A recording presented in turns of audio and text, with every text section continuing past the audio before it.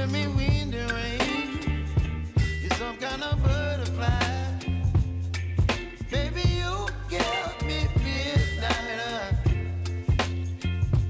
You whip up my appetite. Don't leave me here high and dry. Oh, well, I don't wanna jinx it, baby, and twist myself at the spine. Don't wanna overthink it, baby. It's just twist your body and mine. Baby, you give me ice and fire.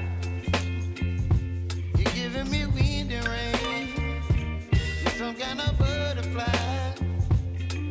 Baby, you give me midnight. You whip up my appetite. Don't leave me here high and dry. Oh, but I don't wanna jinx it, baby. Let's not get ahead of my time. Oh, but I don't wanna miss you, baby.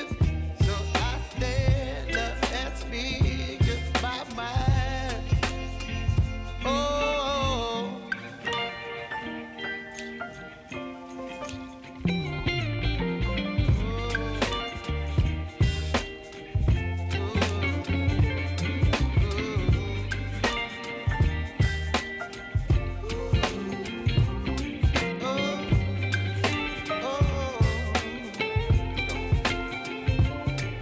Baby, you give me ice and fire.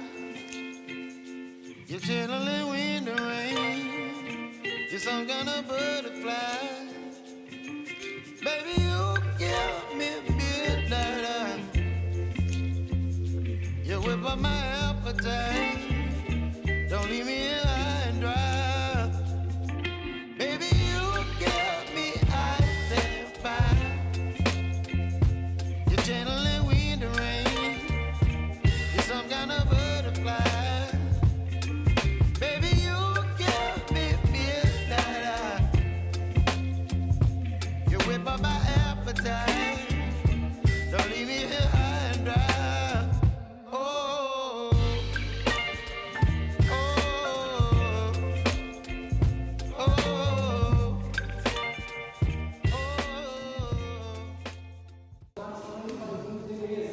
São vinhos que não trazem capacidade de guarda ou envelhecimento. A gente costuma dizer que é um vinho de consumo rápido.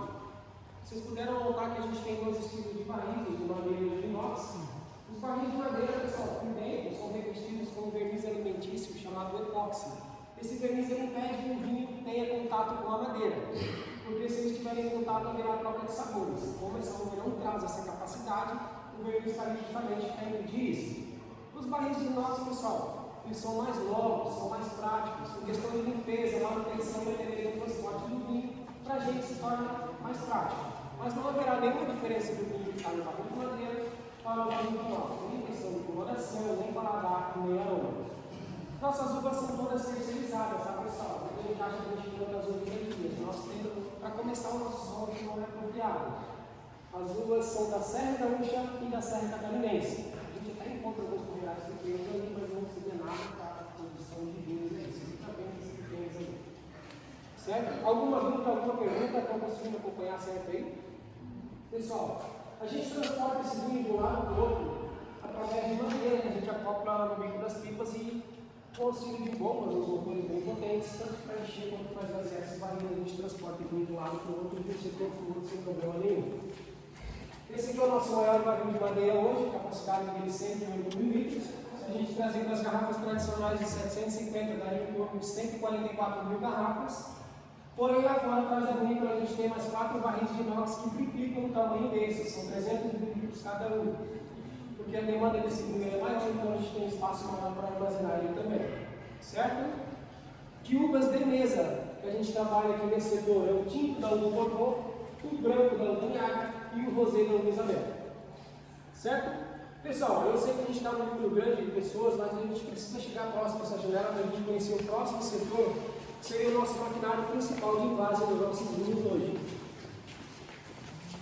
Podem chegar bem próximos ali para ver se vai caber todo mundo aí.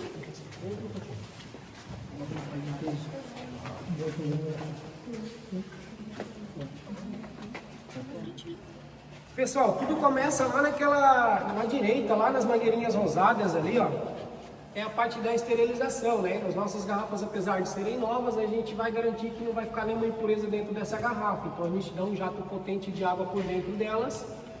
Logo um pouquinho mais para a esquerda, onde está escrito mesal, bem grande ali, são os bicos enchedores, que vão encher a garrafa até a quantidade que ela foi programada ali.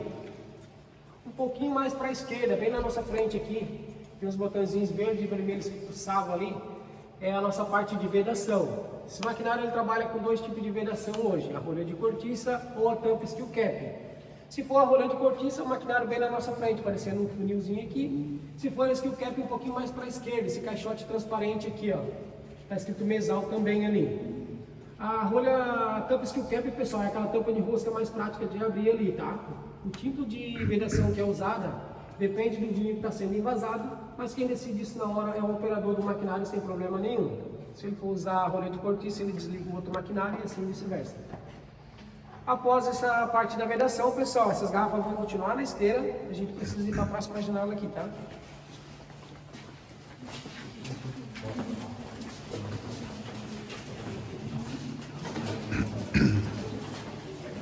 Moço, tem alteração de sabor entre rolha e algodão? Não, hoje não tem mais. Pessoal, após a parte da vedação, essa garrafa ela vai continuar na esteira.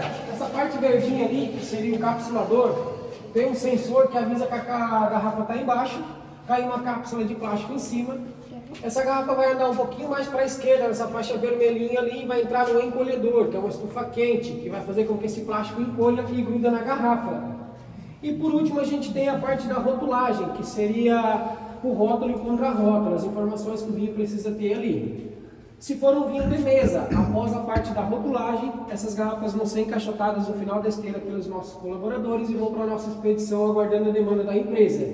Se for um vinho fino, pessoal, que a gente vai conhecer daqui um pouco, a gente só faz até a parte da vedação. As 3 etapas finais a gente não faz, porque esse vinho ele vai para uma cave, envelhecer, ficar um tempo lá dentro. Então, não faz sentido colocar rótulo e contra-rótulo agora, porque com o tempo pode ser que venha se perder essas informações.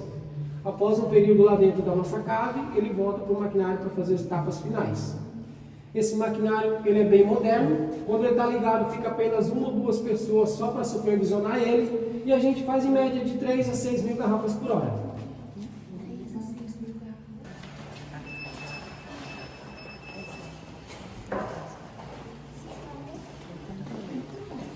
Pessoal, pode entrar e ir para a esquerda aqui, tá? Acho que cabe todo mundo aí. As luzes já vão se acender.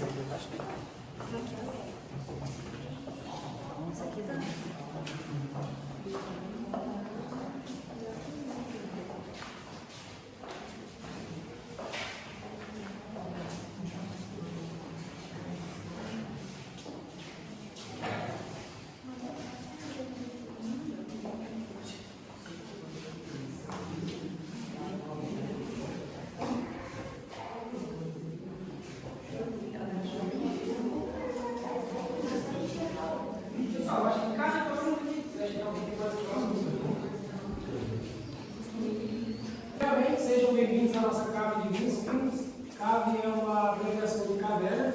A partir do momento que a gente passou por aquela porta, aqui dentro luz e temperatura são controladas. A temperatura ela cai um pouquinho mais. As luzes a gente controla por sensores e a estrutura que a gente está acima de nós tem uma camada de terra de mais ou menos 1 metro a 1,5 metro. Hoje a gente sabe que existem vários métodos de envelhecimento de vinho. A nossa vinícola utiliza 2 deles. Primeiro seria os barris de carvalho. Ao contrário do setor passado, onde os barris são revestidos com um verniz alimentício chamado epox, aqui esses barris não possuem aquele verniz, pessoal, que a primeira ideia é que o vinho tenha contato com a madeira e haja uma troca de sabores, quando o vinho vai se tornar um vinho mais amadeirado. Tá? Esse lote dos barris de carvalho, pessoal, a gente ainda não tem nem para venda nem para consumo, que são lançamentos futuros nessa salinha aqui. Quem determina o tempo que esse vinho vai ficar aqui é o nosso enólogo. Eu acredito que vai ser um lançamento, tem previsão dela? Setembro, provavelmente a gente já vai ter um lançamento desse vinho aqui, um vinho mais reservado ali, né? Na verdade, verdade, a gente tem 13 enólogos aqui na vila. Ele tem uma previsão para setembro, mas no dia que ele chegar aí e achar que vai para envasar, ele vai testar de volta o vinho. Se ele achar que está bom, a gente envasa ele, senão ele vai deixar mais um tempo na madeirando ele. Esse é o vermelho barril, mas a gente tem ele na garrafa também, que é o segundo método que a gente utiliza hoje na nossa vinícola aqui, que seria o método de envelhecimento na própria garrafa. Então, mexer nas próprias vinícolas. Eu acho que o sinal vai usar a mesma, né? Provavelmente será negociado na caçaria ou na decoração diferente. O segundo método que a gente utiliza, pessoal, é o envelhecimento direto nas garrafas. Hoje a gente, esse vinho aqui passa de 1 ano e meio, 2 anos e meio, nessa maquininha que vocês estão vendo no escuro. A gente tem um lote de uvas Merlot, Cabernet Sauvignon e Tannat, essas garrafas aqui. A gente tem essas garrafas deitadas, pessoal, para fazer com que esse vinho tenha contato com a rolha. Essa rolha acaba absorvendo um pouco desse vinho, ela vai expandir, fazendo com que entre uma quantidade menor de oxigênio nessa garrafa. E assim vai ocorrer uma microoxigenação de uma forma mais lenta, né? Porque de 1 ano e meio, 2 anos e meio, a gente não quer ter perdas. Se a gente deixasse essa garrafa em pé, os dois não teriam contato, essa rolha com o tempo ela iria ressecar, entraria mais oxigênio do que o necessário na garrafa, porque ela ia diminuir. Provavelmente esse vinho iria oxidar com vinagre. Então a gente tem um monte de vinho com as caras aqui dentro, a gente não quer ter perdas, né? Então, iluminação, temperatura e armazenamento de uma forma correta são necessários. Após esse período, pessoal, essas garrafas voltam lá para aquele maquinário para fazer as 3 etapas finais que eu falei para vocês, que seria cápsula, rótulo e contra-rótulo. Certo? Alguma dúvida, alguma pergunta? Pessoal, a gente vai seguir até o final do corredor ali para a gente finalizar. Se vocês quiserem gravar algum vídeo, tirar alguma foto, fica à vontade, tá?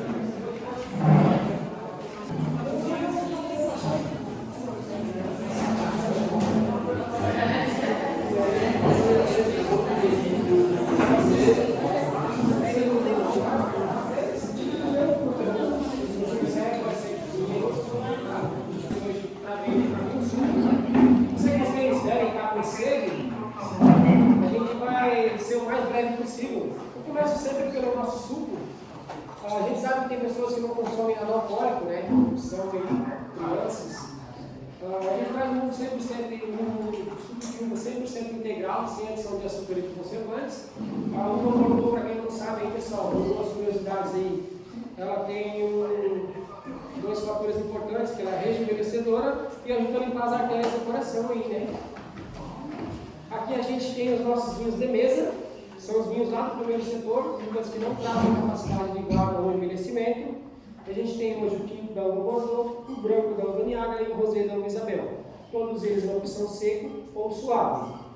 No Bordeaux, pessoal, a gente traz uma opção bacana aí também, que é o bem seco, pessoal, para quem é uma pessoa que é um consumidor do vinho suave e quer partir para o vinho seco.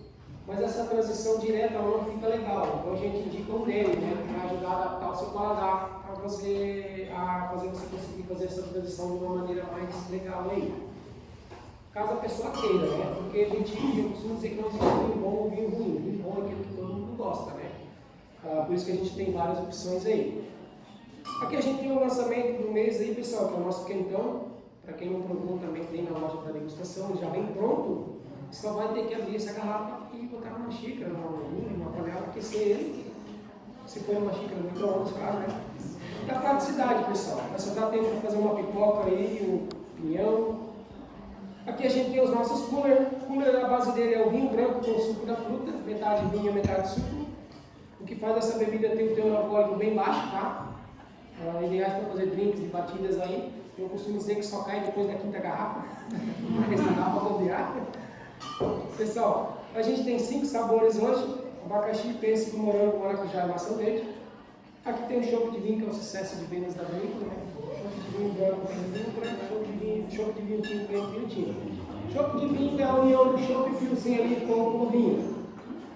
Aqui tem os nossos frisantes, são os vinhos de mesa gaseificados. Tá naquele maquinário que eu mostrei para vocês, a gente já compra uma máquina de gás ali, injeta junto com o vinho na garrafa. É uma gaseificação artificial. Frisante é uma bebida bem refrescante, bem gostosa. Aqui a gente tem as nossas espumantes, pessoal, que já possuem uma gaseificação natural, ela já acontece no próprio barril e na própria garrafa. E das espumantes para cá, a nossa linha de vinhos finos ela recebe o nome de La Partenza. La Partenza é uma submarca aqui da vinícola que significa a partida, em italiano. É uma homenagem que a gente quis trazer para os fundadores de Nova Trento, os imigrantes que partiram lá do norte da Itália aqui para o Brasil. Então, foi uma partida para eles e um novo recomeço para a gente. De vinhos finos, hoje, pessoal, de uvas brancas, a gente trabalha com as uvas Moscato. Então, o Moscato vai ter opção seco e suave. A gente tem o Sauvignon Blanc. Em cada rótulo dos vinhos finos, pessoal, a gente tem um meio de transporte que foi usado no passado que simbolizou alguma partida. Por exemplo, o Sauvignon Blanc a gente trouxe o navio a vapor, que foi o meio de transporte utilizado por eles para chegar aqui na nossa trajetória. De vinho branco, a gente tem também o Chardonnay, que é considerado a rainha das uvas brancas, para quem não sabe. A gente tem o Pinot Noir, que é um vinho bem leve, bem refrescante, esse vinho muito bom, com sushi frutos do mar aí, para quem curte. Esse é o rosé, né? É, rosé, Pinot Noir. O Pinot Noir, pessoal, detalhe, ele é um vinho tinto, tá? Vocês vão comprar vinho tinto aí, Pinot Noir, acham, pô, o cara tá enrolando a gente. Mas o Pinot Noir nosso, a gente quis trazer essa coloração diferente, porque a gente deixa em contato com a casca somente 6 horas. A gente quis trazer uma coloração diferente aí, um vinho mais leve, bem refrescante, tá? De vinhos que sofrem envelhecimento, que estão nas garrafas, pessoal, que a gente tem disponível hoje para venda, são as uvas Merlot, Cabernet Sauvignon e Tannat. O Merlot a gente traz a opção dele seco também, é a mesma ideia do Bordeaux ali, né? Vai fazer aquela transição bacana ali, para aquela pessoa que quer provar tanto, a nossa vinícola se preocupou em encaixar para todos os gostos, tanto na linha dos vinhos de mesa quanto na linha de vinhos finos. A gente abriu um lequezinho a mais, a gente tem um moscato suave, porque os vinhos secos, na maioria das vezes, os vinhos finos, na maioria deles são secos, né? Então a gente quis trazer uma opção suave aí e um vinho seco para encaixar para todos os gostos daí, certo? Pessoal, esse foi o nosso passeio, essa foi a nossa visitação aí.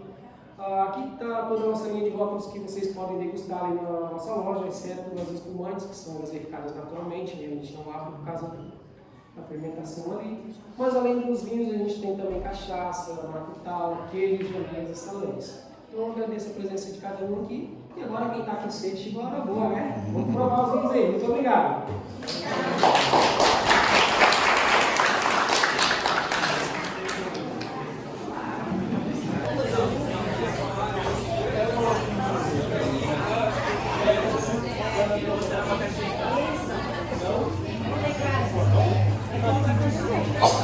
Fila ou